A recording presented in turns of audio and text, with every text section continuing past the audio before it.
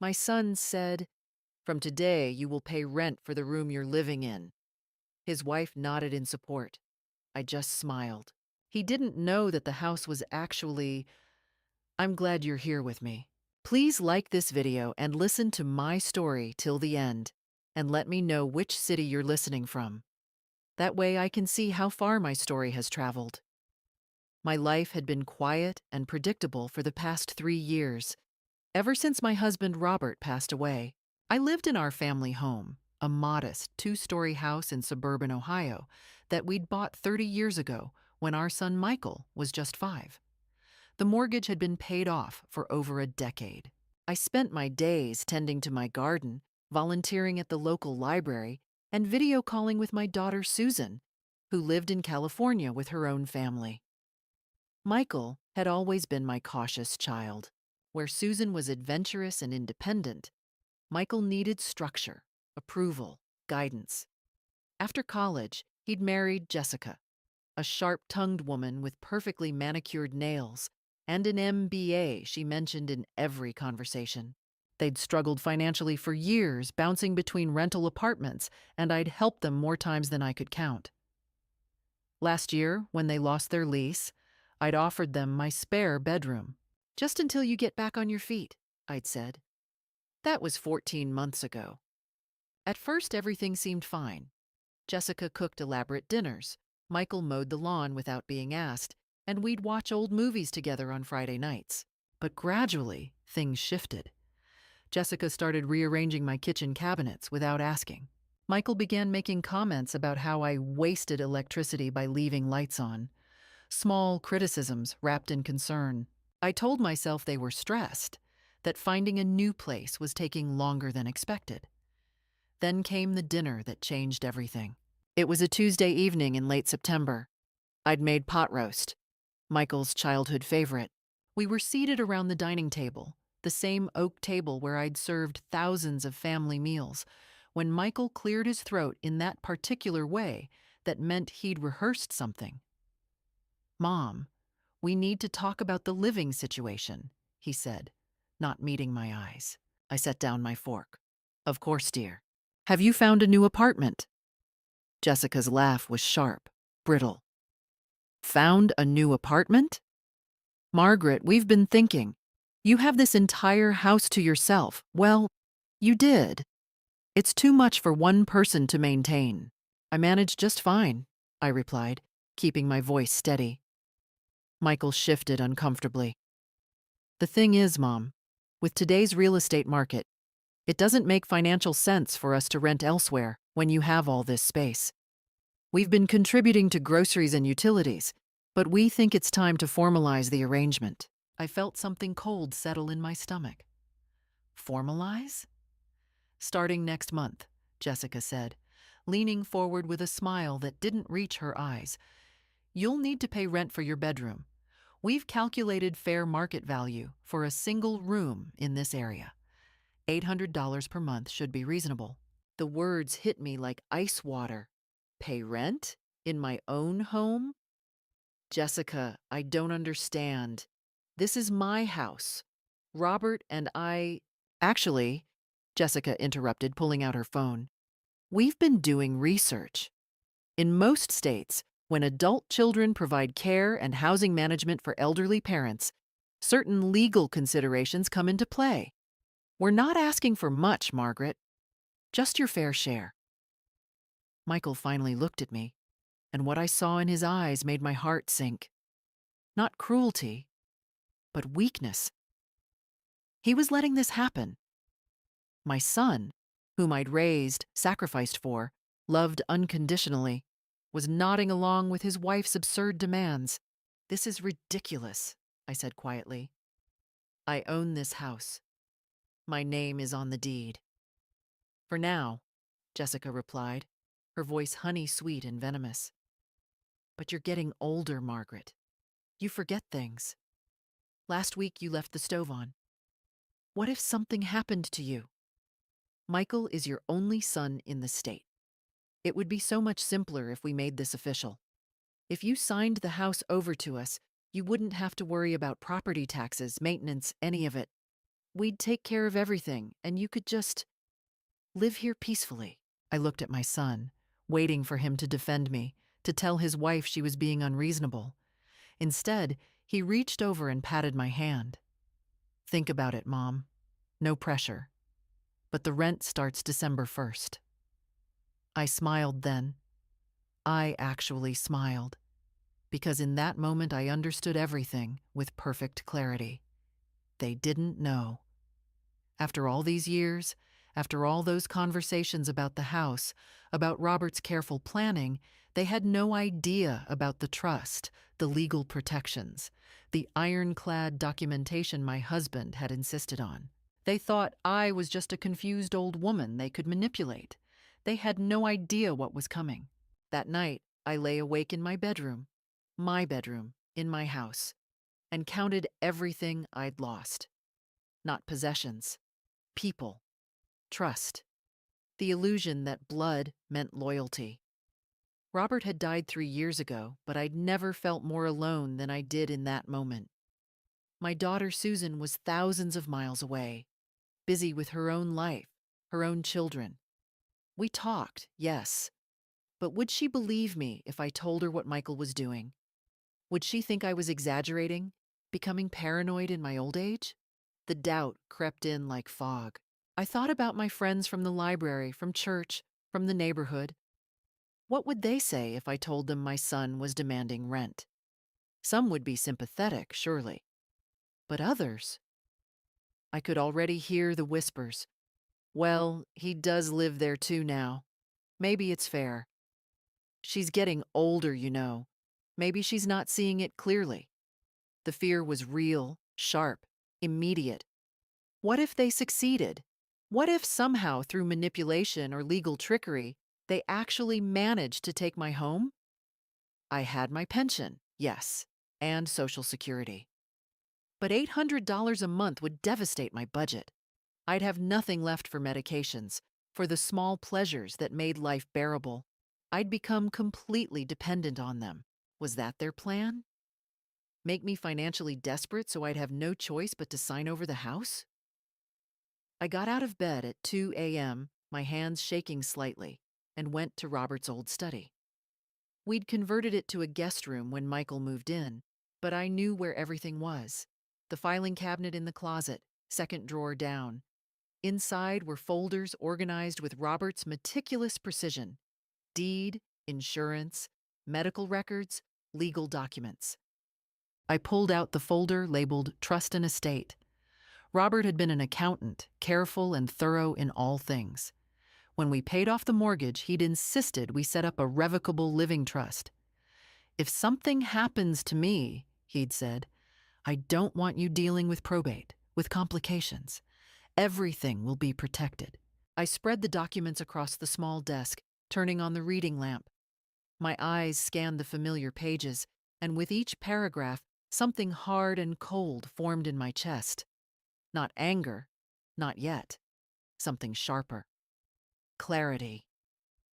The house wasn't just in my name, it was held in the Robert and Margaret Chen Family Trust, with me as the sole trustee after Robert's death.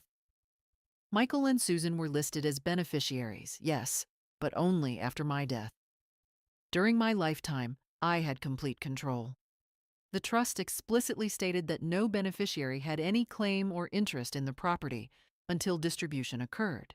I couldn't help but wonder, had Michael seen these documents? Had Jessica? When we'd talked about inheritance over the years, had they simply assumed the house would pass through a simple will, something they could contest or manipulate? There was more. A letter from our estate attorney dated just 6 months before Robert's death, confirming the trust structure and noting that we'd added a provision. Any attempt by a beneficiary to unduly influence the trustee or challenge the trust during the trustee's lifetime would result in automatic disinheritance. Robert had known. Somehow, my careful husband had anticipated exactly this kind of situation. I sat back in the chair, my heart racing. I wasn't helpless. I wasn't some confused old woman who could be bullied out of her own home. I had legal protection, ironclad documentation, and the truth on my side. But that wasn't enough. If I simply confronted them with the documents, they might back off temporarily, but the resentment would fester. Jessica would find another way to push me out. Michael would be caught between us, and I'd lose my son completely. No, I needed something more strategic. I needed to let them reveal themselves completely, expose their true intentions. And then, when they were fully committed to their scheme, when they thought they'd won, that's when I would act. I needed evidence, documentation, witnesses. I needed to protect myself not just legally, but socially, emotionally, practically. The plan began forming in my mind, piece by piece. First, I would document everything, every conversation, every demand, every manipulation. Second, I would quietly consult with the estate attorney, make sure all documents were updated and airtight. Third, I would reach out carefully, selectively, to people I could trust. Build a support network they didn't know about. And I would let them think they were winning. Let them get comfortable, confident, careless. As dawn broke through the study window, I carefully returned the documents to their folder. My hands were no longer shaking. The fear was still there, yes, but it was fuel now. Motivation. Michael wanted to play games with his elderly mother? Jessica wanted to scheme and manipulate? They were about to learn that age hadn't made me weak. It had made me patient, wise, and absolutely unwilling to surrender what Robert and I had built together. The war hadn't started with that dinner, but that's when I decided to fight. On Thursday morning, I called Lawrence and Associates, the law firm Robert had worked with for our estate planning. I kept my voice steady when the receptionist answered, professional and calm, as if I were simply checking on routine paperwork. This is Margaret Chen. I need to schedule a consultation with Mr. Lawrence regarding my family trust. Of course, Mrs. Chen. Is this concerning updates to the trust documents? I glanced toward the closed door of my bedroom. I could hear Jessica's voice downstairs, talking on her phone. Yes, and I need to discuss protections against potential undue influence. It's somewhat urgent. There was a pause. I see. Mr. Lawrence has an opening tomorrow at 10 a.m. Would that work? Perfect. And please note, I'll need documentation of this appointment, copies of all related correspondence, for my personal records. After I hung up, I opened a new notebook I'd purchased the day before. At the top of the first page, I wrote, September 28, 2024, first documentation. Then I began recording everything. The dinner conversation, Michael's exact words, Jessica's thinly veiled threats, the date the rent was supposed to begin. Every detail I could remember. I had just finished writing when I heard footsteps on the stairs. My bedroom door was ajar, and through the gap, I saw Jessica pause on the landing, her eyes narrowing as she looked at my closed door. Had she heard me on the phone? I kept my expression neutral, my breathing steady. Downstairs, I found Michael making coffee. He looked tired, uncomfortable. Good. Maybe there was still some conscience left in him. Morning, Mom, he said, not quite meeting my eyes. Good morning, dear. I poured myself orange juice, keeping my movements unhurried. I have some errands in town today. I'll be out most of the morning. Errands? Jessica appeared in the doorway, freshly showered and dressed like she was heading to a board meeting. What kind of errands? I smiled blandly. Oh, just the usual. Library, pharmacy, lunch with a friend. Which friend? The question was sharp, suspicious. Carol Jensen. We volunteer together. It was true. Carol and I did volunteer together. I simply didn't mention that we hadn't scheduled lunch. The lie came easily, smoothly. I was learning. Jessica exchanged a glance with Michael. You've been going out a lot lately. I enjoy staying active, I replied. Isn't that what you're always saying I should do?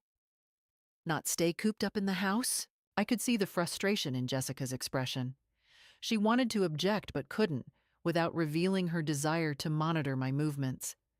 The appointment with Mr. Lawrence went exactly as I'd hoped. He was a man in his early 60s, with silver hair and sharp eyes that missed nothing. When I explained the situation, carefully, factually, without emotional embellishment, his expression darkened. Mrs. Chen, what you're describing is potential elder financial abuse. The demand for rent from your own home, the suggestion that you sign over the deed. These are classic manipulation tactics. I suspected as much, but I have the trust documents. I'm protected, aren't I? Legally, yes. The trust is solid. Your son and daughter-in-law have no legal claim to the property during your lifetime. However, he leaned forward, protection on paper only works if it's enforced.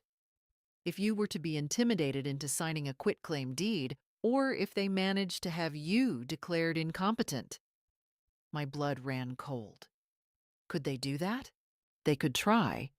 You mentioned Jessica said you left the stove on.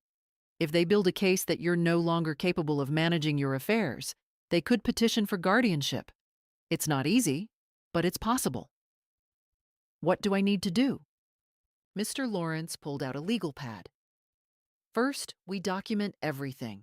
Every conversation, every demand, every threat, no matter how subtle. Second, I'm going to draft a letter to your son and daughter-in-law, reminding them of the trust structure and their lack of legal claim to the property. It will be professional, but firm. Third, we're going to have you evaluated by a physician. Cognitive function, mental competency. Get it documented that you're of sound mind. Won't that antagonize them? Possibly. But right now, they think you're vulnerable. We need to demonstrate strength, establish boundaries. And Mrs. Chen? He looked at me seriously. If they escalate, if there's any hint of physical intimidation, threats, or theft, you call me immediately, and you call the police.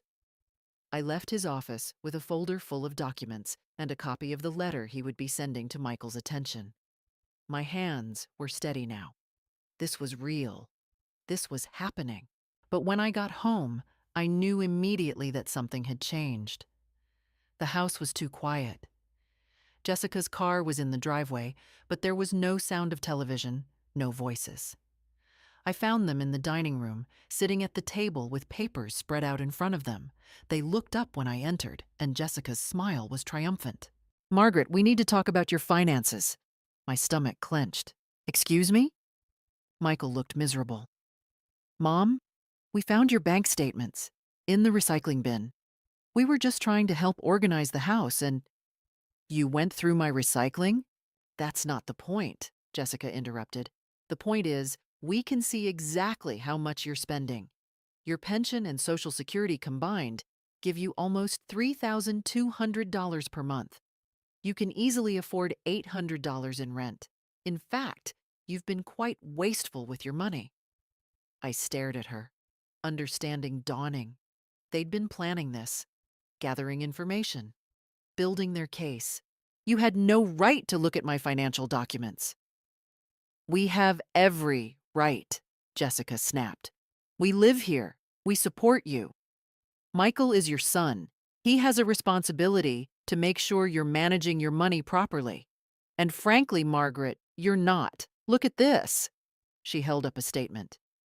You donated $200 to the library last month, $150 to some charity. That's our money you're giving away. It's my money, and you don't support me. I support you. This is my house. For now. Jessica's voice was ice. But we've been talking to people, Margaret, lawyers, financial advisors, and they all agree, at your age, with your circumstances, it makes sense to transfer assets to family members, estate planning, avoiding taxes. It's just smart. I looked at Michael, silently begging him to intervene. He opened his mouth, then closed it, said nothing. That's when I knew. This wasn't Michael being weak. This was Michael being complicit. He'd made his choice. I see, I said quietly. Well, you'll be receiving a letter from my attorney shortly. I suggest you read it carefully. The look on Jessica's face was priceless. Pure shock, followed quickly by rage. Your attorney? I smiled, the same smile I'd given them at that first dinner. Did you really think I wouldn't protect myself? Did you honestly believe I was that foolish? I walked to my room and closed the door, my heart pounding. Behind me, I heard Jessica's voice, sharp and angry. She's bluffing. She has to be. But I wasn't bluffing. And now they knew it. The war had truly begun.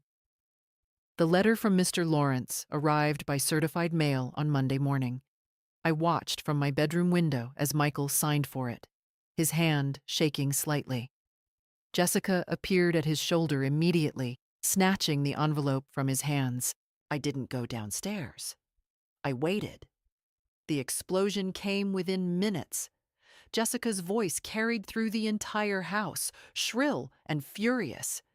This is insane. She can't do this. Michael, your mother is trying to cut you out of your inheritance. I couldn't hear Michael's response, but Jessica's reply was crystal clear. I don't care what the lawyer says. This is elder abuse. She's being manipulated by that attorney. We need to act fast. I documented everything in my notebook, the date, the time, their reactions. Then I made several phone calls. First, to my daughter Susan in California. Honey, I need you to know something. I love you, and I love your brother. But there's a situation developing, and I need you to have the facts. I told her everything.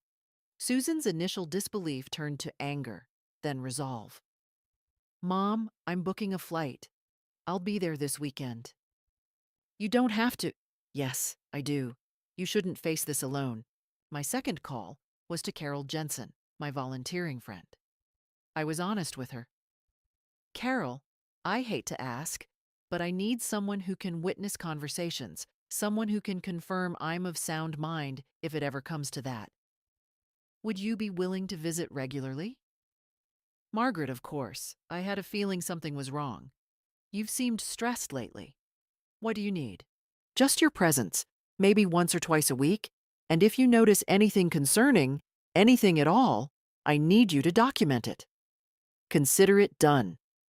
By Wednesday, I'd seen Dr. Patricia Moore, my physician for the past 15 years. She conducted a thorough cognitive evaluation, memory tests, reasoning exercises, mental status examination. At the end, she looked at me seriously. Margaret, your cognitive function is completely normal. Better than normal, frankly. Why did you need this documented? I explained. Her expression hardened. I'll prepare a letter for your attorney stating that you're of sound mind and capable of managing your own affairs. And Margaret, be careful. I've seen cases like this before. That evening, I was making dinner when Jessica and Michael cornered me in the kitchen. Jessica's face was flushed, her eyes bright with anger barely contained. We need to talk, now. I turned off the stove. I'm listening. Michael stepped forward. Mom, this letter from your lawyer, it's hurtful. It's like you don't trust us. I don't, I said simply. You demanded rent from me in my own home. You went through my private financial documents. Why would I trust you? We were trying to help. Jessica's voice rose. You're being manipulated by that lawyer. He's probably charging you a fortune, draining your savings. My financial situation is none of your concern. It is when you're throwing away our inheritance. Jessica slammed her hand on the counter. That house is worth at least $400,000. More in this market. And you're giving it all away to attorneys and charities while we're living in a single bedroom, struggling. You're not entitled to my assets while I'm alive, I said quietly. The trust is clear, and if you continue this behavior, you may not be entitled to anything after I'm gone either. Michael's face went white. Mom, you can't mean that. Read the trust document. There's a clause about undue influence. If you attempt to manipulate or coerce me regarding my estate, you can be disinherited. Your father insisted on that provision. Jessica's laugh was bitter. Your precious Robert. Always so controlling, even from the grave. Well, we'll see what a judge says about that. Michael, your mother is clearly not competent to manage her affairs. Look at her, making wild accusations, threatening her own son. We need to petition for guardianship. The threat hung in the air like poison. I felt ice in my veins. If you attempt that, I said, my voice steady despite my racing heart, I will fight you with every resource I have. I have documentation from my physician. I have witnesses to your behavior. I have financial records showing my competent management of my affairs. And I have an attorney who specializes in elder law. You will lose. We'll see about that. Jessica grabbed Michael's arm. Come on, we're going out. When we get back, I expect you to have reconsidered this ridiculous position. They left, the door slamming behind them. I stood in the kitchen, my hands gripping the counter, my whole body shaking. Not from fear this time, from rage, from the adrenaline of confrontation. They'd threatened guardianship. They'd shown their true intentions completely. This wasn't about fair rent or reasonable expectations. This was about control, about taking everything I had. But I'd stood my ground. I hadn't crumbled. I hadn't given in. The next 3 days, I barely saw them. They came and went at odd hours, avoiding me. I used the time to rest, to recover from the emotional toll of the confrontation. Susan called daily. Carol visited twice, bringing groceries and companionship. Dr. Moore's letter arrived, a professional statement of my complete mental competency. I was building my fortress, layer by layer, document by document, witness by witness. And I was preparing for whatever came next. The shift happened on Saturday morning. I woke to the smell of bacon and coffee. Real coffee, not instant. When I came downstairs, wary and alert, I found the kitchen transformed. Jessica was at the stove, wearing an apron I'd never seen before, cooking a full breakfast. Michael was setting the table with the good china. Good morning, Mom. Michael's smile was bright, nervous. We wanted to make you breakfast, as an apology. I stood in the doorway, evaluating. An apology. Jessica turned, her expression carefully arranged into something resembling warmth. Margaret, we've been awful. Really, truly awful. Michael and I talked all night, and we realized we've been putting our stress and financial problems on you. It wasn't fair. She brought a plate to the table, bacon, eggs, toast, fresh fruit arranged beautifully. Please, sit. Let's start over. I sat, but I didn't touch the food. Not yet. What changed? Michael shifted uncomfortably. We talked to Jessica's parents. They pointed out that we were being ungrateful. You opened your home to us when we had nowhere to go, and we repaid you with demands and accusations. We're sorry, Mom. Really? We want to make it right, Jessica added, sitting across from me. Her smile was perfect, practiced. The rent, forget it. Ridiculous idea. This is your house. We're guests here, and we should have been treating you with respect and gratitude. I picked up my fork, cut into the eggs. They were cooked exactly how I liked them. And the attorney's letter? Water under the bridge, Jessica said quickly. You had every right to protect yourself. We scared you, and that's our fault. We're not going to pursue guardianship or anything like that. We just want peace. Family harmony. I ate slowly, thinking. This was a tactic. An obvious tactic. They'd consulted someone, maybe a lawyer, maybe just someone smarter than they were, and been told they had no legal standing. So now they were trying manipulation of a different kind. Kindness as a weapon. I appreciate the breakfast, I said finally. And I appreciate the apology. But I think it's time we discussed you finding your own place. Michael's face fell. Mom, you've been here 14 months. You're both capable, employed adults. Surely you've saved enough for first and last month's rent somewhere. Jessica's mask slipped for just a second, a flash of anger in her eyes. Then the smile returned. We could, yes. But Margaret, we've been thinking, why should we move out? This house is so big, and you're here all alone most of the time. What if we stayed, but we made it more official? We could pay actual rent, market rate, and help with maintenance. You'd have income, companionship, and we'd have affordable housing. Everyone wins. No, I said simply. No? Jessica's voice sharpened. Just like that? You won't even consider. No. I want my home back. I want my privacy. I want to live without walking on eggshells, without wondering what you're going through in my recycling, without being made to feel like a burden in my own house. Michael reached across the table. Mom, please. We made mistakes, but we're family. Don't throw us out. I pulled my hand back. I'm giving you 30 days' notice. That's generous and legal. Use that time to find an apartment. I'll even help with moving expenses if money is truly tight. The transformation in Jessica's face was remarkable. The warmth evaporated like morning dew, leaving cold calculation behind. 30 days. I see. Well, Margaret, I think you're making a terrible mistake. You're old, you're alone, and you're burning bridges with the only family you have nearby. My daughter is flying in this evening, I said calmly. She'll be staying with me for a week, and I have plenty of friends who've offered support. Susan? Michael looked panicked. You called Susan? Mom, what did you tell her? The truth. Jessica stood abruptly, her chair scraping against the floor. This is ridiculous. Michael, your mother is clearly having some kind of episode. First, the paranoia about the trust. Now she's turning your own sister against you.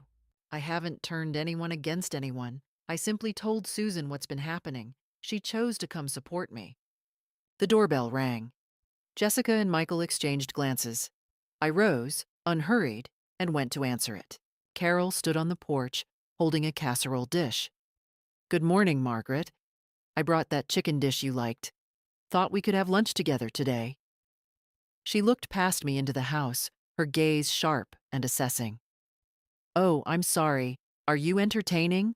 Not at all. Michael and Jessica were just finishing breakfast. Please come in. I introduced them, watching as Carol took in the scene with the practiced eye of a retired social worker. She'd been one for 30 years before retiring. She knew dysfunction when she saw it. It's lovely to meet you both, Carol said pleasantly. Margaret talks about you so often, Michael. You're lucky to have such a wonderful mother. The subtle emphasis on lucky wasn't lost on anyone. Jessica's smile was strained. Yes, we're very grateful for everything she's done for us. I'm sure you are. Carol turned to me. Margaret, shall we have tea in the living room? I have so much to tell you about the library fundraiser. Over the next few hours, Carol's presence created a buffer, a witness, a reality check. When Susan arrived that evening, efficient, successful Susan with her lawyer husband and her no-nonsense attitude, the power dynamic shifted completely. Susan pulled Michael aside. I heard her voice, sharp and disappointed. What were you thinking? Demanding rent from Mom? Have you lost your mind? That night, the five of us sat in the living room. Susan laid everything out with legal precision. The trust structure, my rights, their complete lack of claim to the property. Jessica tried to argue, to spin, to justify. Susan shut her down every time. You have 30 days, Susan said finally. If you're not out by then, Mom will pursue formal eviction. And trust me, that will be on your record. You won't be able to rent anywhere decent. Michael looked at me, his eyes pleading. Mom, I'm sorry. I'm so sorry. I never meant for it to go this far. Maybe he meant it. Maybe he was just sorry he'd been caught. I didn't know anymore, and the sad truth was, I didn't have the energy to figure it out. 30 days, I repeated. Use them wisely. Susan returned to California after a week, reassured that I was handling the situation, but worried nonetheless. Call me every day, Mom. I mean it. And if they do anything threatening, call the police immediately. For the first 2 weeks of the 30-day notice period, Michael and Jessica kept their distance. They came home late, left early, and avoided common areas when I was present. The house existed in cold, tense silence. I documented their movements, kept my bedroom door locked at night, and continued my routine of meeting with Carol and other friends. Then on day 17, they asked for a family meeting. It was Sunday evening. I was reading in the living room when Michael appeared, looking haggard and older than his 40 years. Mom, Jessica and I would like to talk with you. Really talk. No arguments, no demands, just conversation. Please? Against my better judgment, I agreed. We sat in the dining room, neutral territory, with cups of tea that Jessica had prepared. I didn't drink mine. I wasn't paranoid exactly, but I wasn't stupid either. Margaret, Jessica began, her tone conciliatory, we've had time to reflect, and we realize we approached everything wrong.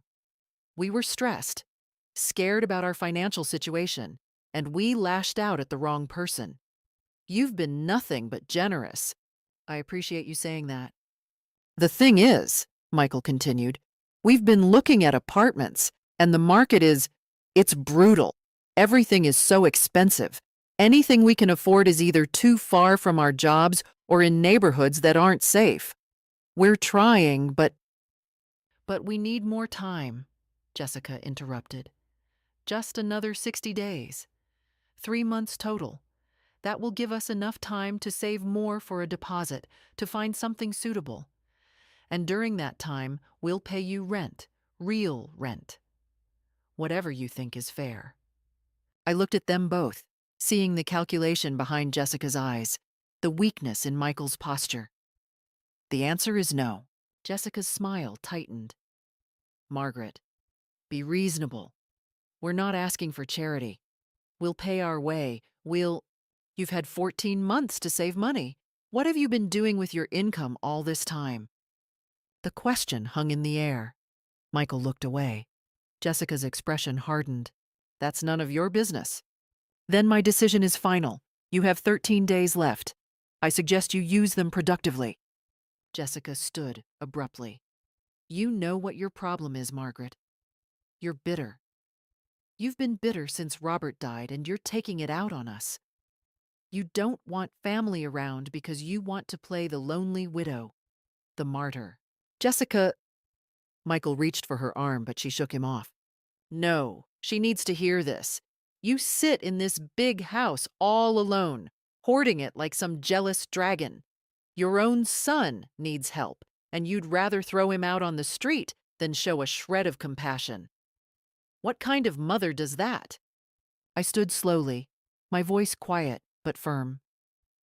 A mother who recognizes manipulation. A mother who won't be controlled or bullied. A mother who knows that enabling destructive behavior isn't love. It's harm. Destructive behavior. Jessica's laugh was sharp, cruel. We asked you to contribute to household expenses. That's not manipulation, that's reality. But you couldn't handle the idea that you're not the one in control anymore. You're an old woman clinging to power, and it's pathetic. That's enough! Michael finally found his voice. Jessica, stop. Why? She needs to hear the truth. Look at her, Michael. She's pushing 70. How much longer does she really think she can manage this place alone? What happens when she falls and breaks a hip? When her memory really does start going? She needs us more than we need her, and she's too proud to admit it. I walked to the front door and opened it. Get out. What? Jessica blinked. Get out of my house, now, both of you. Pack your essentials tonight. You can come back with a police escort to get the rest during daylight hours, but I want you gone. Now. You can't just kick us out in the middle of the night, Jessica shrieked.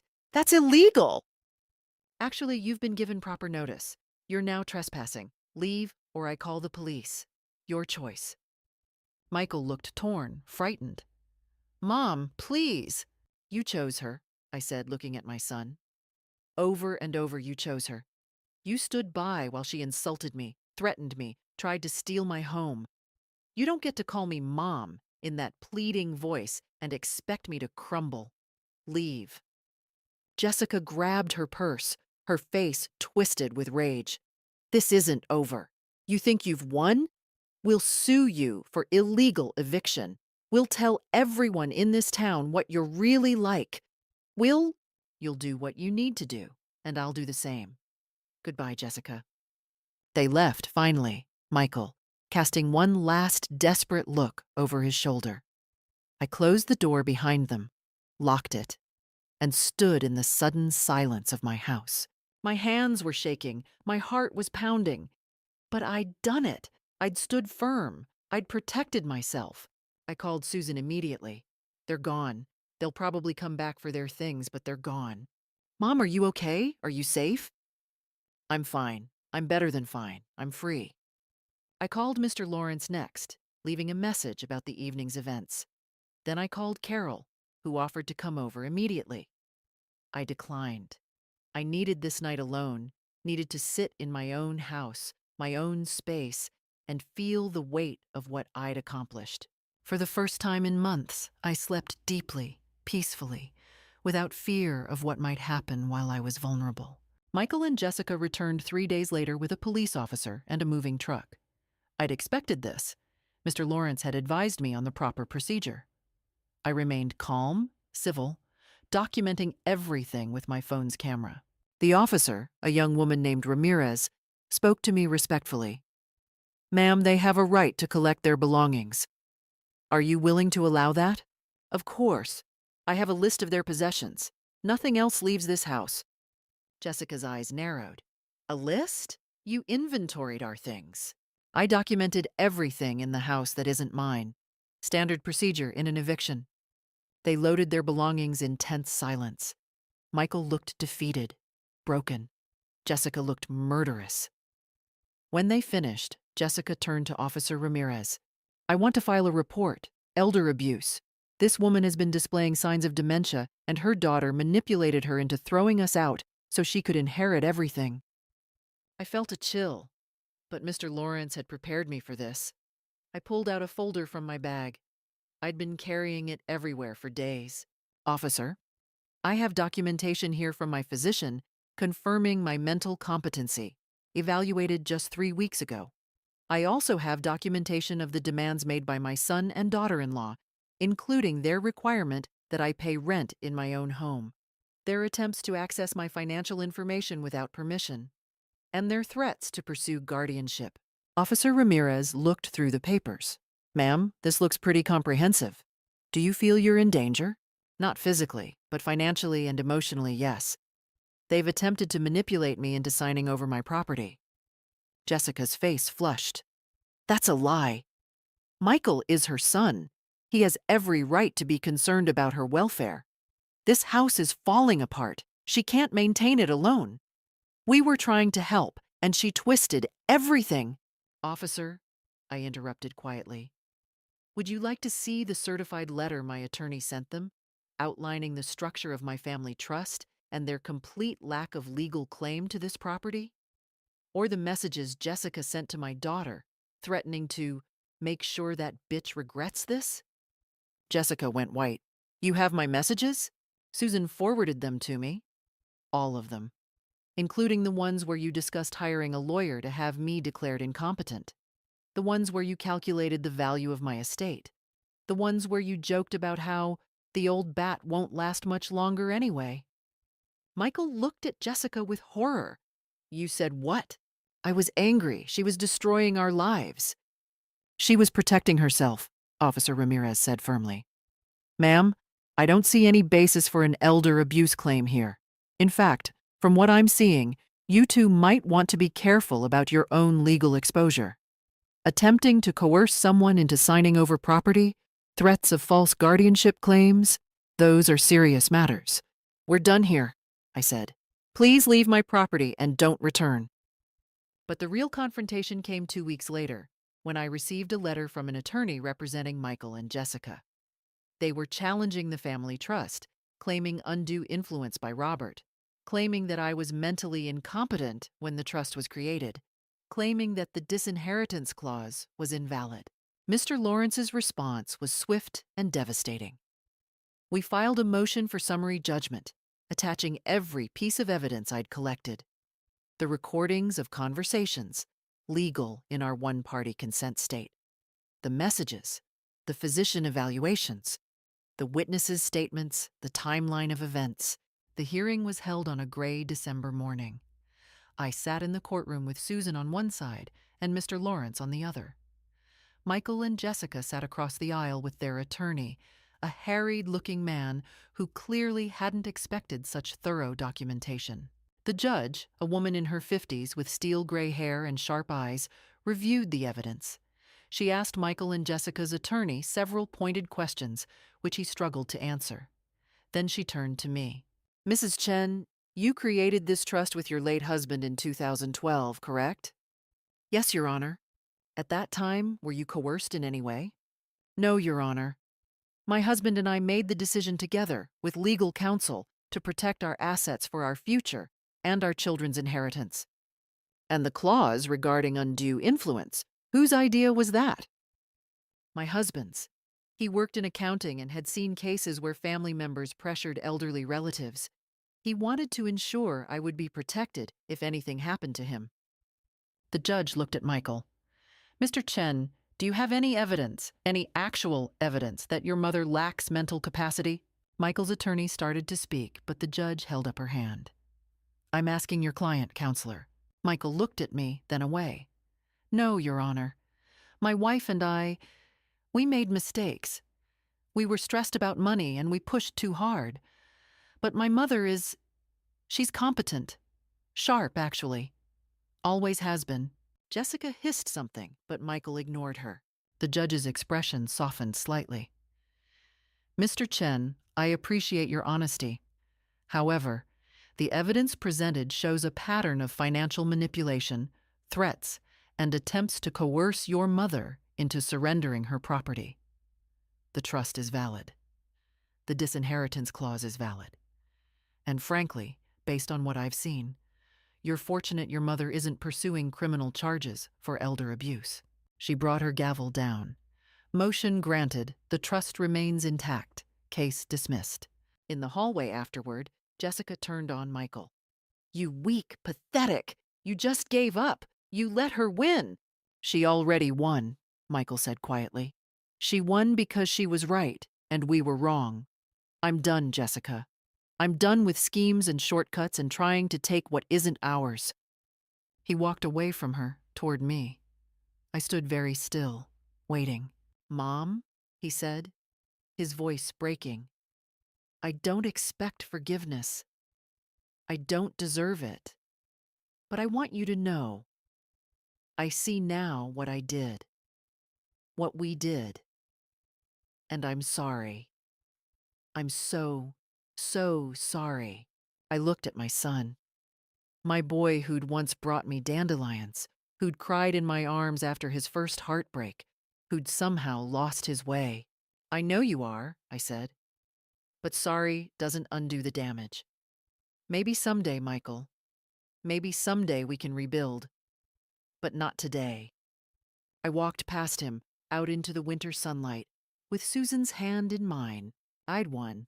The divorce papers arrived at my house 6 weeks later.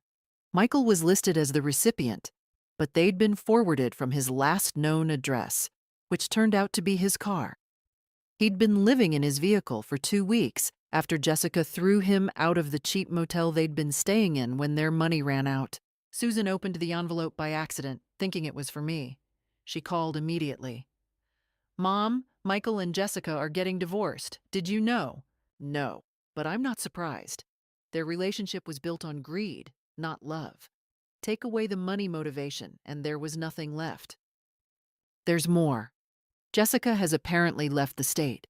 And Michael... Susan paused. He's asking if he can call you, just to talk. He's not asking for money or anything else. Just to talk? I sat with that for a long moment. Not yet. Maybe someday, but not yet. The wound is too fresh. But the universe wasn't done with Michael and Jessica. Carol, who had a talent for hearing local gossip, filled me in over coffee one morning. Jessica was fired from her job, Carol said. Apparently, her boss found out about the court case. Someone sent him copies of the filings. Embezzlement concerns. They did an audit and found discrepancies in her expense reports. Nothing huge, but consistent. She was padding her expenses, claiming personal purchases as business costs. They fired her over that?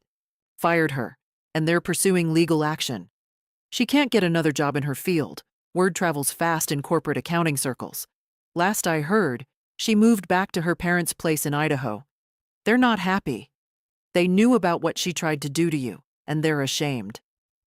I felt no satisfaction in Jessica's downfall, but I felt no sympathy either.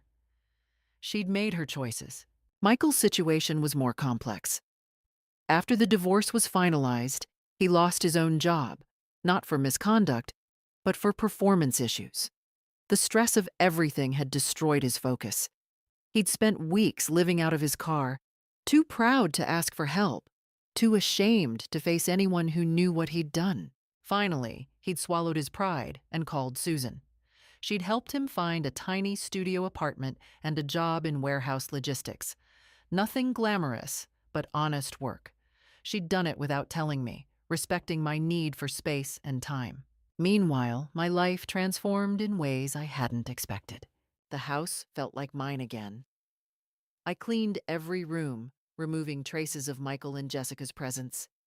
I repainted the guest bedroom, bright yellow, cheerful, and warm. I replaced the curtains they'd stained, fixed the closet door they'd broken, restored every space to the way Robert and I had kept it. Carol introduced me to a widows' support group that met weekly at the community center. I'd resisted at first, thinking I didn't need it. But the women there understood loss, understood family betrayal. Several had their own difficult children, understood the strength required to stand alone. One woman, Patricia, had survived 3 years of her son stealing from her before she pressed charges. "Hardest thing I ever did," she told me. "But it saved both our lives." Sometimes love means saying no, means protecting yourself first. I volunteered more at the library. I joined a book club. I took a watercolor painting class at the senior center, something I'd always wanted to try, but never had time for when Robert was alive. When I was busy being a wife, a mother, the support system for everyone else. Susan visited more frequently, bringing her children. My grandchildren filled the house with noise and laughter. We made cookies in the kitchen. We played board games in the living room. They knew vaguely that Uncle Mike had made some mistakes, but I didn't burden them with details. That was between the adults. Mr. Lawrence helped me update my trust documents, making everything airtight. Susan was now the primary beneficiary. Michael remained in the trust, but with strict conditions. He would receive his portion only after demonstrating 5 years of financial responsibility, no contact with Jessica, and completion of family therapy. "You're giving him a path back," Mr. Lawrence observed. "I'm giving him a chance to earn back what he threw away. Whether he takes it is up to him." The final piece of my victory came unexpectedly. A neighbor, Mrs. Patterson, approached me at the grocery store. "Margaret, I heard about what happened with your son.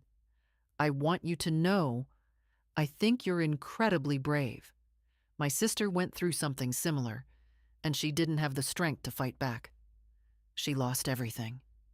You didn't, and I admire that." Others echoed the sentiment. The story had spread through our small community, not as gossip, but as a cautionary tale and an inspiration. Other elderly homeowners consulted with their own attorneys, updated their estate documents, protected themselves. I'd become, inadvertently, an advocate. A voice for those who couldn't speak up, who were being manipulated and controlled by family members they trusted. 6 months after the court hearing, I hosted Thanksgiving dinner. Susan and her family came. Carol joined us, along with Patricia from the support group and two other women I'd befriended. We filled my dining room, my table, with food and laughter and genuine warmth. Michael wasn't there, but the door wasn't locked forever, just for now. I'd won more than a legal battle. I'd won back my dignity, my independence, my sense of self. I'd proven that age didn't mean weakness, that being kind didn't mean being a victim. I'd won my life back. A year passed, and my life transformed completely. I turned 70 with 50 friends celebrating in my blooming garden. I spoke monthly at the senior center about elder financial protection. My watercolor paintings sold at fundraisers. I traveled to Maine with Susan. My house became a gathering place filled with genuine laughter. Michael was slowly rebuilding, working steadily, attending therapy. He sent cards. "I'm sorry. I love you." I kept them in a drawer. Not forgotten. Not forgiven yet, but not closed off. Jessica's life collapsed. She moved back to Idaho, where her disappointed parents barely tolerated her. Her embezzlement case destroyed her savings. Fired and blacklisted, she worked as a cashier, a humiliating fall. The divorce favored Michael. She paid him spousal support. Her social media victim posts backfired spectacularly when people shared the truth. Meanwhile, I sat in my garden painting roses, surrounded by sunshine and birdsong. I was free. I was safe. I'd won my life back. They say blood is thicker than water, but I learned the full saying is, the blood of the covenant is thicker than the water of the womb. The family you choose can be stronger than the family you're born into. I'm sharing this story because someone needs to hear it. Maybe you're facing something similar. Maybe someone you love is being manipulated. Maybe you're afraid to stand up for yourself because they're family, and family is supposed to be sacred. But here's what I learned. Real love doesn't demand your dignity as payment. Real family doesn't threaten or manipulate. Protecting yourself isn't betrayal, it's survival. Document everything. Know your legal rights. Build a support system outside of family. Consult professionals. Don't be ashamed to seek help. And most importantly, understand that saying no to abuse isn't cruel. It's necessary. What would you do in my situation? Would you have fought, or would you have given in to keep the peace? I'd love to hear your thoughts, your stories, your advice for others facing similar situations. Leave a comment below. Subscribe if this story resonated with you. Share it with someone who might need to hear it. Thank you for listening to my story. Remember, you are never too old to stand up for yourself. You are never too old to reclaim your life. Your strength is greater than you know.